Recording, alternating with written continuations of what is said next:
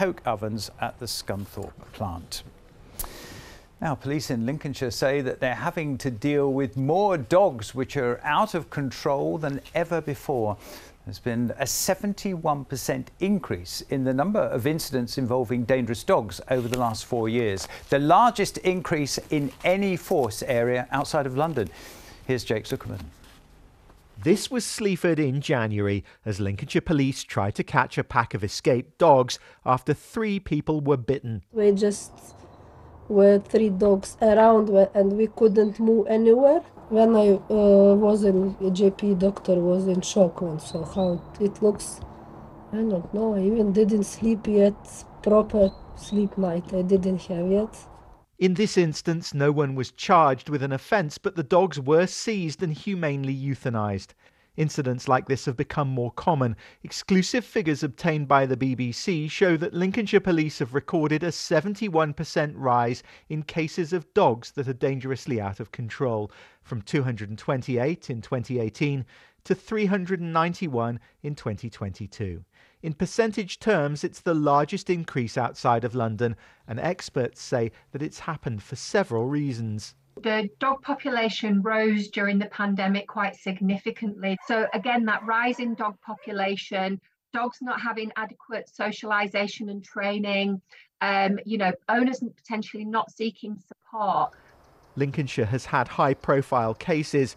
At Ostler's plantation near Woodall Spa last March, 3-month-old Kira King was mauled to death by the family dog. But across the country as a whole, incidents are on the rise. Janet Archer from Barnsley was attacked by a neighbour's dog last May and needed plastic surgery. I still think about it and think, why would it attack? Unprovoked, familiar surroundings, nobody speaking to the dog. I was just saying hello to the neighbour. So it was an absolute horrible incident. In a statement, Lincolnshire Police said the majority of dog owners in Lincolnshire are responsible, but it's vital that every dog owner takes their duties seriously.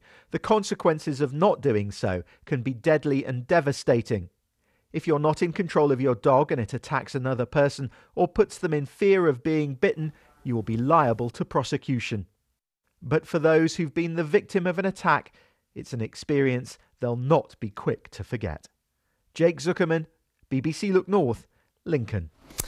Yeah, I wonder what it is about Lincolnshire. You can have your say on this in just a moment. But before we came on the air, I spoke to Dr. Sam Gaines, who's a dog expert with the RSPCA.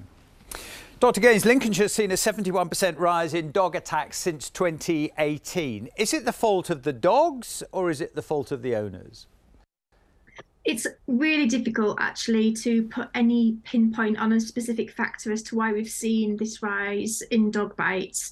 Unless we have more investigation around why these types of bites happen, then actually it's very, very difficult for us to actually say whether it is at the fault of the dog or at the owner. But I think we can very safely say that actually aggressive behaviour in dogs is very much down to how they've been bred, reared and the lifetime experiences they have up until that point. I mean, the figures are going up and going out quite considerably. Why do we think that is? Are there people who got dogs maybe during lockdown who just shouldn't have dogs? The lockdown very likely is a factor in this rise, and this is largely because we did see a huge increase in interest around dog acquisition during the pandemic. We also saw a lot of puppies that didn't have the opportunities, unfortunately, to have the experiences that they need to become happy, healthy dogs and to be able to cope with modern life. So absolutely, the pandemic could play a role in this rise. Do we have to assume that any dog, because I mean, these attacks are by common breeds, aren't they? Do we have to assume that any dog has the ability to attack? What we have to accept and understand is that any dog has the potential to use aggressive behaviour.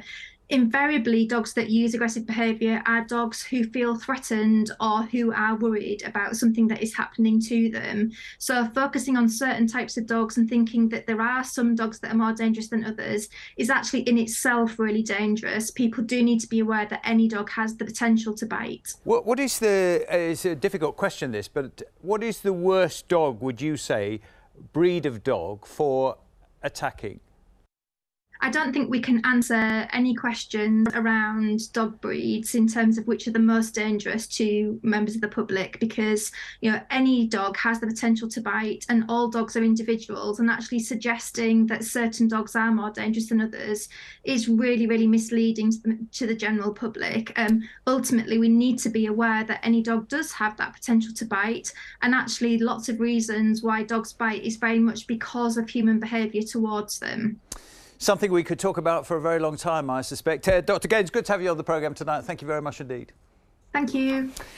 Yeah, interesting one to talk about. Let me know what you think about this one. Have you been the victim of a dog that's out of control? Is it an issue that's taken seriously enough in your experiences? Are dog owners, by and large, acting responsibly? And why do you think that dog attacks at the moment are going up? You've heard those figures, particularly in Lincolnshire. If you want to get in touch, the email address is there. Text number 81333. Start the text with the word Look North, or follow me on Twitter, Peter_Levy. Tweet now. Just reading this from Rob, who's in Clown, says, I'm a postie. I got bitten by a big Alsatian dog whilst out doing my delivery. I have had 5 stitches in my arm, and the dog didn't get put down. It's made me very nervous on duty right now. Thank you, Rob, for that. Keep them coming in. We'll have some more later in the programme. Now, tonight's photograph. Let's have a look at it. Here it is.